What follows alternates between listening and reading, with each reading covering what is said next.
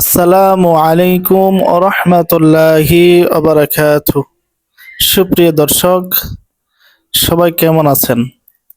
আশা করি আলহামদুলিল্লাহ, মহান আল্লাহ তাআলার অশেষ কৃপায় সকলেই ভালো আছেন। আলহামদুলিল্লাহ, আমিও ভালো আছি। আজকে ভেরি ইম্পর্টেন্ট একটি সাবজেক্ট নিয়ে হাজির হয়েছি, সেটা হচ্ছে শবে বরাতে কয়টি রোজা আমরা রাখবো, এটার দলিল কি? এই যে এখন এই শবে বরাত নিয়ে আমাদের মাঝে বিভিন্ন ওলামায়ে কেরাম, বিভিন্ন আলেমরা ফিতনা ছড়াচ্ছে, বিভিন্ন ভাবে বিভিন্ন কথা বলছে। অনেকেই তো এটা বলছে যে এটা কোন রকমের বেদাত, এটার তো শবে বরাতের কোনো দলিল নেই, কোরআন হাদিসের কোনো ভিত্তি নেই। এরকম ভাবে অনেকে এটা নিয়ে ফিতনা ছড়াচ্ছে। সুপ্রিয় দর্শক, খুব খেয়াল করে শুনুন।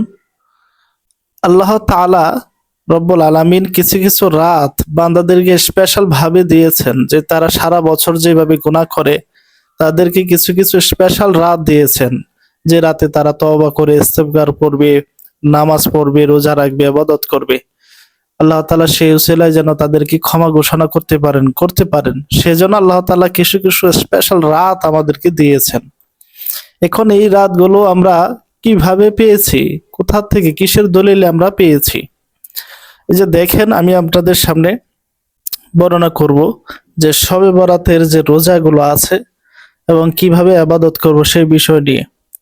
হযরত আয়েশা রাদিয়াল্লাহু তাআলা আনহা হতে বর্ণিত, তিনি বলেন, আমি রাসূলুল্লাহ সাল্লাল্লাহু আলাইহি সাল্লামকে রমজান ছাড়া অন্য কোনো মাসে পূর্ণ রোজা রাখতে দেখিনি।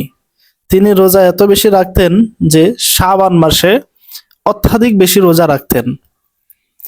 এটা হযরত আয়েশা রাদিয়াল্লাহু তাআলা আনহা থেকে বর্ণিত হাদিসটি সহিহ বুখারীতে রয়েছে, 1969 নম্বর হাদিস।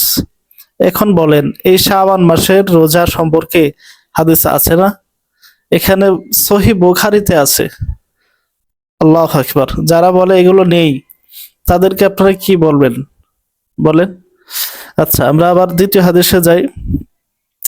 হযরত আয়েশা রাদিয়াল্লাহু তাআলা আনহা থেকে বর্ণিত, রোজা রাখার জন্য তিনি বললেন, রোজা রাখার জন্য নবীজির কাছে সর্বাধিক প্রিয় মাস ছিল শাবান মাস।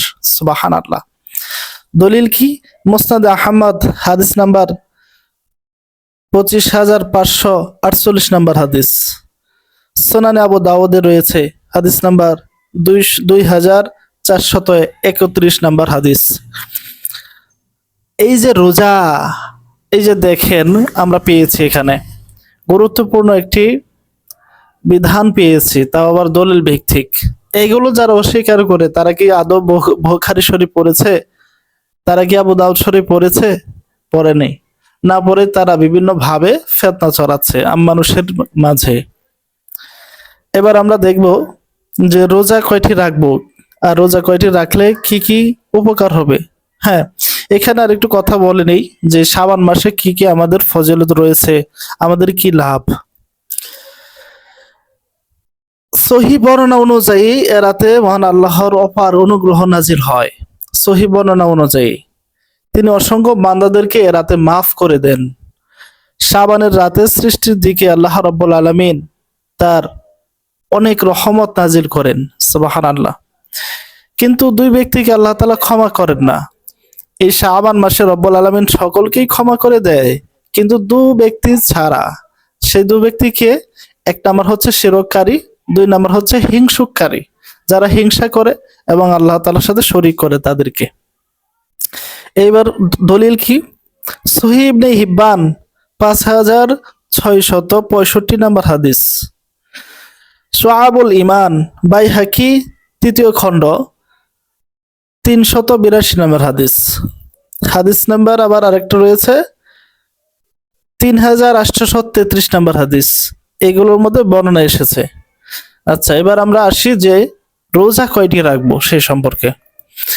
আইয়ামে বেজের রোজা সম্পর্কে হাদিসে এসেছে, নবীজি সাল্লাল্লাহু আলাইহি সাল্লাম বলেছেন, প্রতি মাসে 3টি রোজা রাখা মানে হচ্ছে সারা বছর রোজা রাখা। সুবহানাল্লাহ। এটা আল্লাহ রাসূল সাল্লাল্লাহু আলাইহি সাল্লাম থেকে বর্ণিত হাদিস। দলিল কি? দলিল হচ্ছে সহিহ বুখারী 1159 নাম্বার হাদিস। আর একটি হাদিসে রয়েছে 1975 নাম্বার হাদিস। হযরত আবু হুরায়রা রাদিয়াল্লাহু আনহু হতে বর্ণিত, তিনি বলেন, আমার বন্ধু রাসূলুল্লাহ সাল্লাল্লাহু আলাইহি ওয়াসাল্লাম আমাকে তিনটি ওসিয়ত করেছেন। তিনটি ওসিয়ত আমাকে করেছেন। এক নাম্বার, প্রতি মাসে 3টি রোজা রাখা। 2 নাম্বার, 2 রাকাত 4 শতের নামাজ পড়া। 3 নাম্বার, ঘুমের আগে বেতরে নামাজ পড়া। এটার দলিল কি? আমরা এই দলিল সম্পর্কে দেখি কি আছে।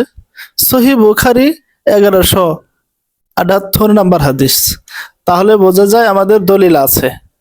এই যে আমরা রোজা রাখি, কেন রাখি, এখানে আমরা দলিল পেয়েছি, এখানেও দলিল আমাদের আছে।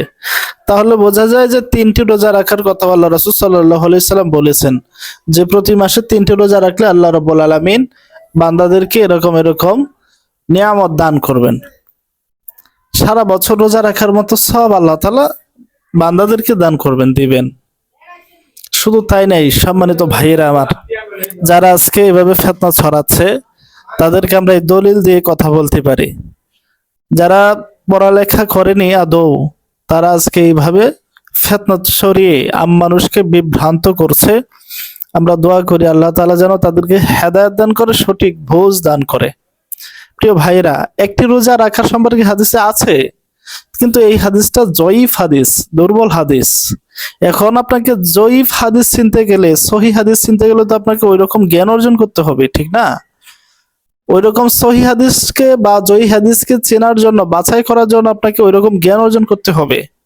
কোনটা মুতাওয়াতির হাদিস, কোনটার সনদ আছে, কোনটার রাবিয়া আছে না আছে, এগুলো তো আপনাকে বুঝতে হবে। এগুলো যদি আপনি না বুঝে ফিতনা ছড়ান তাহলে তো হবে না। যে একটি রোজা সম্পর্কে যেটা আছে সেটা হলো দুর্বল হাদিসে আছে, কিন্তু 3টি রোজা রাখাই কি সর্বোত্তম আমল। আল্লাহ তাআলা আমাদেরকে সঠিক বুঝ দান করুক। ওয়া আখিরা দাওয়ানা আলহামদুলিল্লাহি রাব্বিল আলামিন। আসসালামু আলাইকুম ওয়া রাহমাতুল্লাহি ওয়া বারাকাতুহু।